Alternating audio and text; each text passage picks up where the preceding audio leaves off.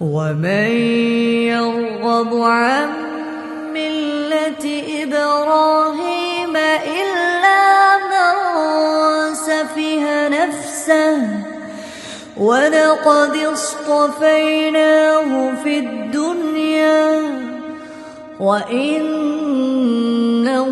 في الآخرة لمن الصالحين إذ قال له ربه أسلم قال أسلمت لرب العالمين ووصى بها إبراهيم بنيه ويعقوب يا بني إن الله اصطفى لكم الدين فلا تموتن إلا وأنتم مسلمون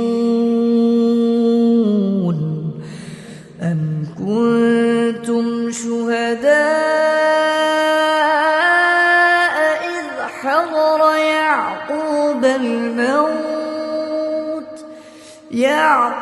الموت إذ قال لبنيه ما تعبدون من بعدي قالوا نعبد إلهك وإله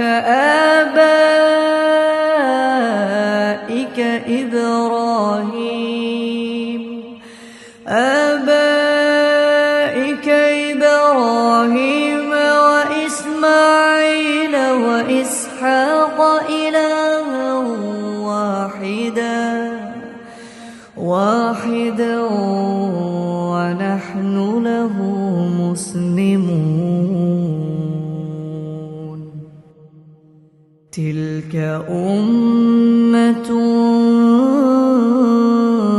قد خلت لها ما كسبت ولكم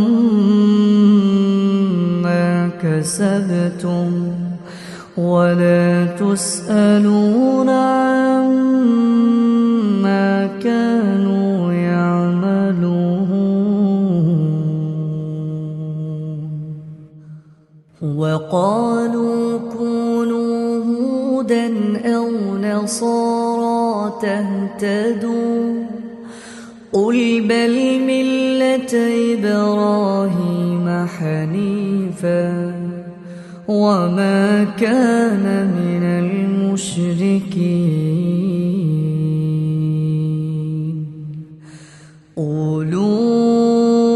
آمنا بالله وما أنزل إلينا وما أنزل إلى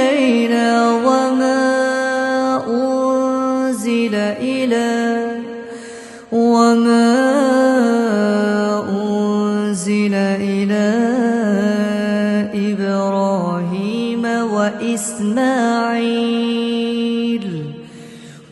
وإسماعيل وإسحاق ويعقوب والأسباط وما أوتي موسى وعيسى وما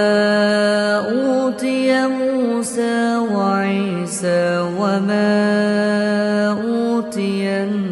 النبيون من ربهم لا نفرق بين أحد منهم ونحن له مسلمون فإن آمنوا بمثل ما آمنتم به فقد اهتدوا وإن تولوا فإنما هم في شقاق فسيكفيكهم الله السميع العليم. صبغة الله ومن أحسن من الله صبغة ونحن له عابدون. قل أتحاجوننا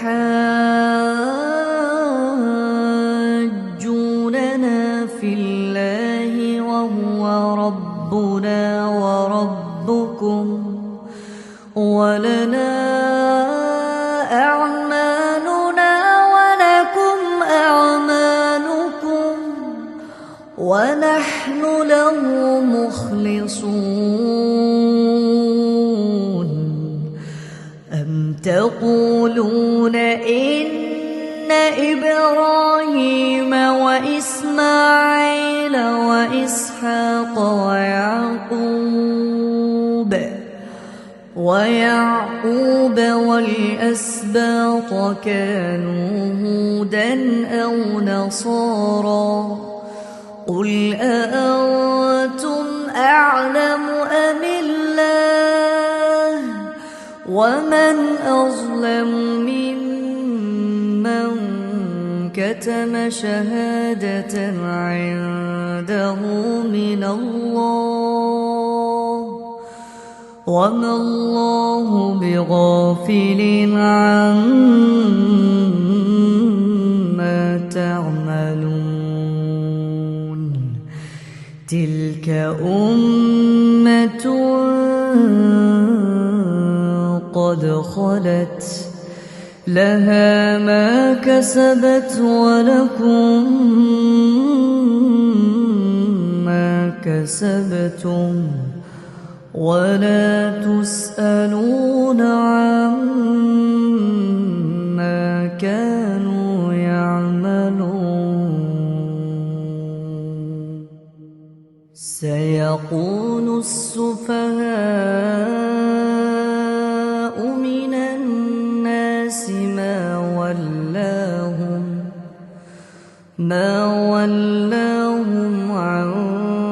قبلتهم التي كانوا عليها.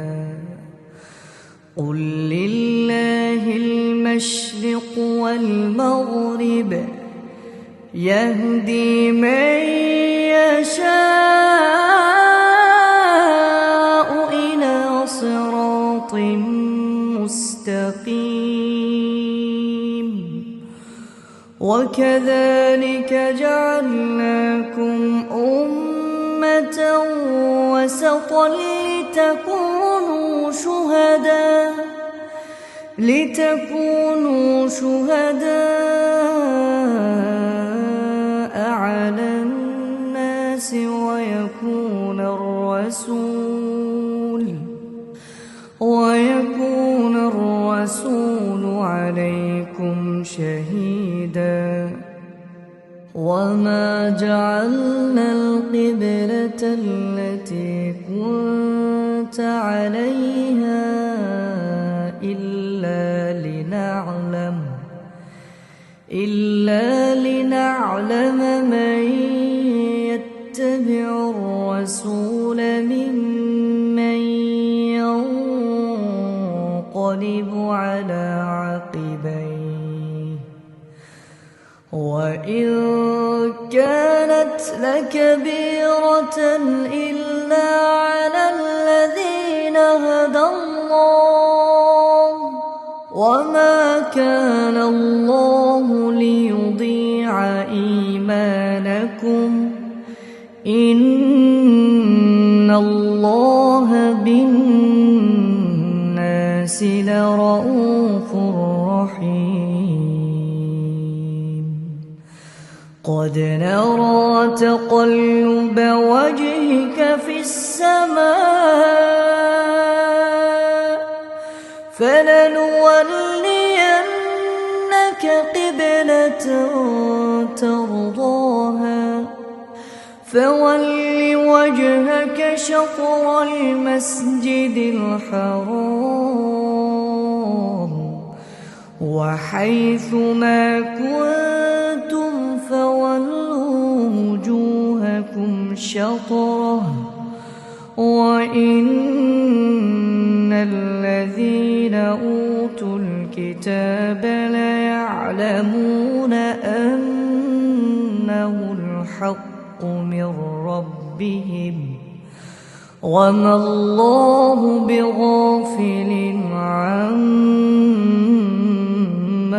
يعملون ولئن أتيت الذين أوتوا الكتاب بكل آية ما تبعوا قبلتك وما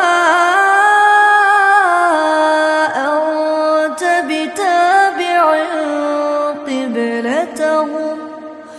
وما بعضهم بتابع قبلة بعض ولئن اتبعت أهواءهم من بعد ما جاءك من العلم إنك إذا لمن الظالمين الذين آتيناهم الكتاب يعرفونه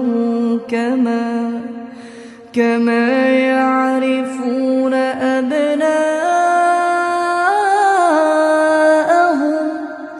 وإن فريقا منهم ليكتمون الحق وهم يعلمون الحق من ربك فلا تكونن من الممترين ولكل وجهة هو موليها فاستبقوا الخيرات أينما تكونوا يأت بكم الله جميعا إن الله على كل شيء قدير ومن حيث خرجت فول وجهك شطر المسجد الحرام وإنه للحق من ربك وما الله بغافل عما تعملون ومن حيث خرجت فول وجهك شطر المسجد الحرام وحيث ما كنتم فولوا وجوهكم شطره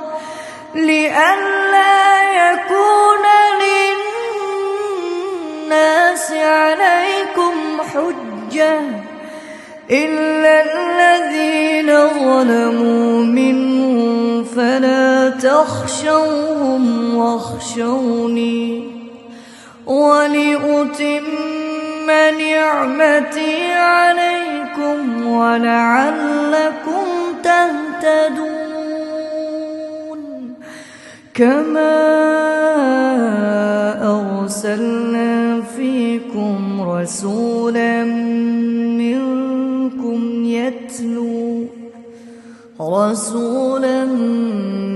منكم يتلو عليكم آياتنا ويزكيكم ويعلمكم الكتاب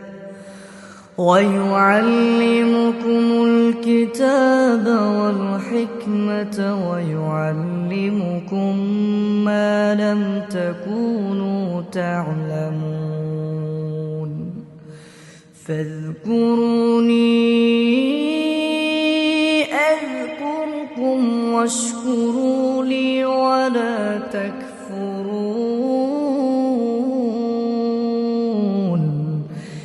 يا أيها الذين آمنوا استعينوا بالصبر والصلاة إن الله مع الصابرين ولا تقولوا لمن يقتل في سبيل الله أموات بل أحياء ولكن لا تشعرون ولنبلونكم بشيء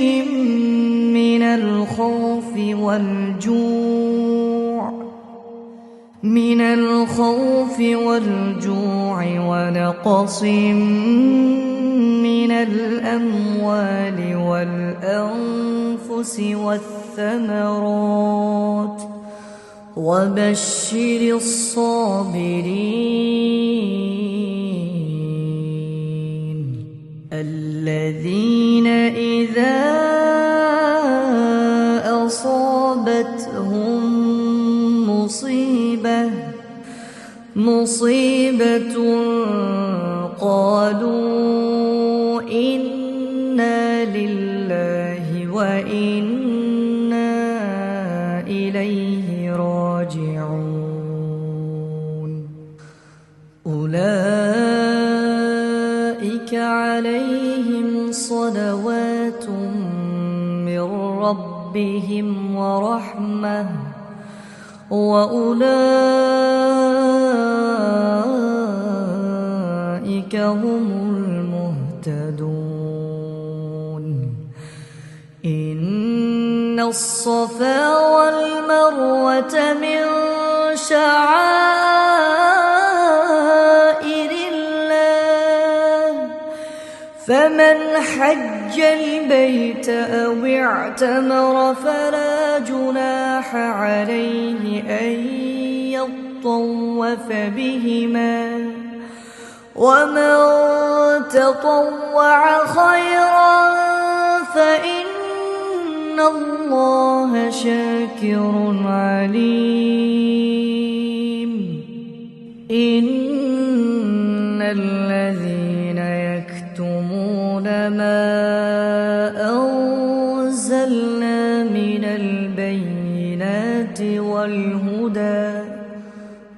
البينات والهدى من بعد ما بيناه للناس في الكتاب أولئك يلعنهم الله ويلعنهم اللاعنون إلا الذين تابوا وأصلحوا وبينوا فأولئك أتوب عليهم وأنا التواب الرحيم إن الذين كفروا وماتوا وهم كفار أولئك عليهم لعنة الله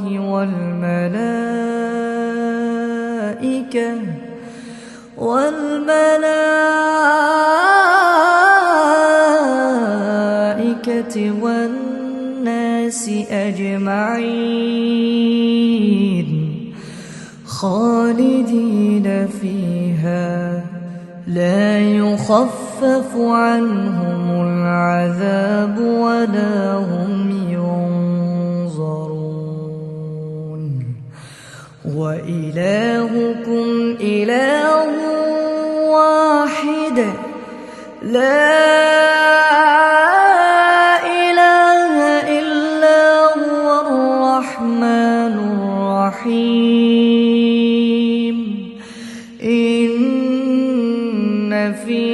خلق السماوات والأرض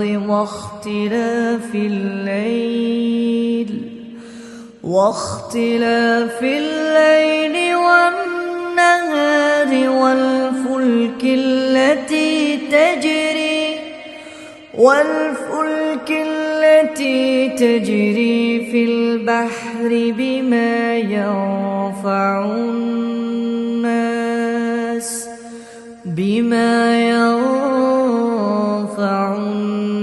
وما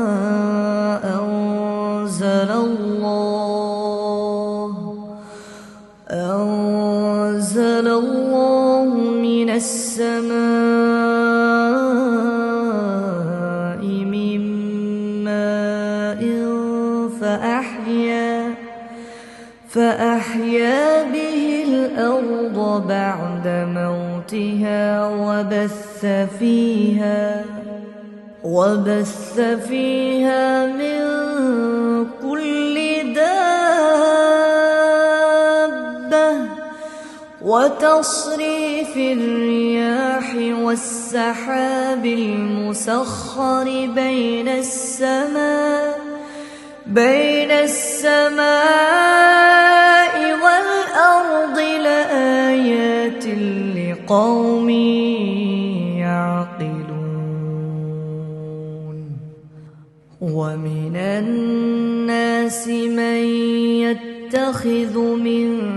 دون الله أندادا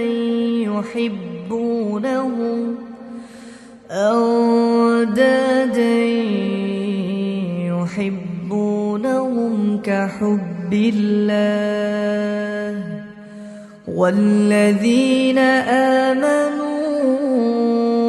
أشد حبا لله ولو يرى الذين ظلموا إذ يرون العذاب أن القوة لله جميعا وأن الله شديد العذاب إذ تبرأ الذين اتبعوا من الذين اتبعوا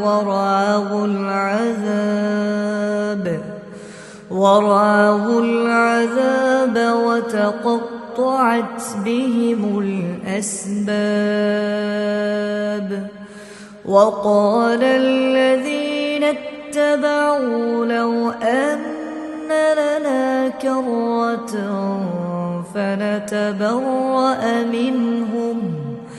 فنتبرأ منهم كما تبرأوا منا كذلك يريهم الله أعمالهم حسرات عليهم وما هم بخارجين من النار